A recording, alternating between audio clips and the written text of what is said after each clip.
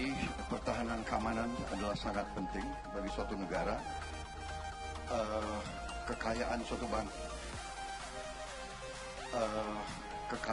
bangsa kalau nggak dijaga oleh suatu kekuatan pertahanan yang kuat, tidak mungkin. Kita ingat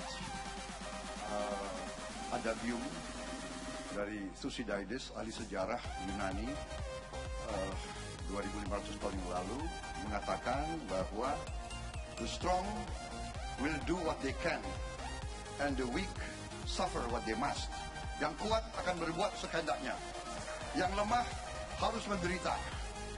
Karena itu saya menilai pertahanan Indonesia terlalu lemah, jauh dari yang diharapkan. Kenapa? Karena kita tidak punya uang. Karena itu kita harus menjaga keuangan kita. Kemana keuangan kita? Keuangan kita, kekayaan kita, harta kita tidak tinggal di Indonesia. Karena itu kita lemah. Mau kita diplomasi apa? Ini duta besar di sini. Your Excellencies, welcome. Apakah kita sadar bahwa sebenarnya kita diejek? Dia senyum di depan kita, tapi we have nothing, we have no power. Menteri Pertahanan dulu, Pak Yuwono Sudarsono, mengatakan kepada saya, I'm not the Indonesian Minister of Defense. I'm the Indonesian Defenseless Minister. Jadi, bagi saya, kita harus tingkatkan, pertama adalah anggaran pertahanan, tapi untuk itu kita harus membuat sistem, hentikan kebocoran, kurangi korupsi, rubah sistem sehingga kekayaan Indonesia tidak mengalir ke luar negeri. Ini masalah inti. Terima kasih. Penting sekali yang namanya gelar pasukan yang terintegrasi. Artinya kita tidak Jawa sentris.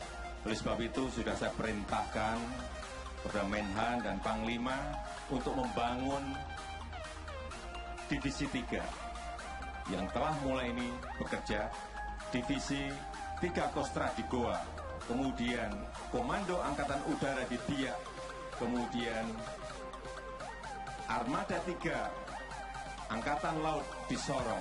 Ini sudah dalam proses pembangunan dan segera akan jadi.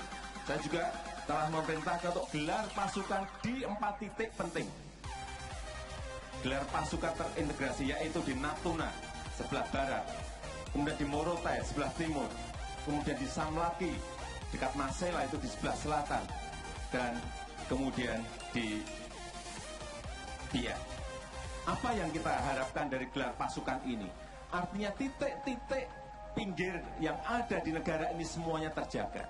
Dan juga perlu saya sampaikan bahwa yang namanya radar maritim kita, radar udara kita ini sudah menguasai seluruh wilayah kita 100%.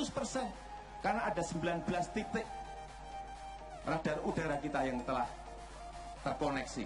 Ada 11 titik radar maritim kita yang telah tersambung dan terkoneksi. Mengenai anggaran, juga perlu saya sampaikan, anggaran di Kementerian Pertahanan kita sekarang sudah 107 triliun. Nomor 2 setelah Kementerian PU. Artinya perhatian kita terhadap pertahanan ini juga bukan main-main. Bahwa masih ada yang proses, ada yang kurang, inilah yang harus kita perbaiki sebagai pemimpin.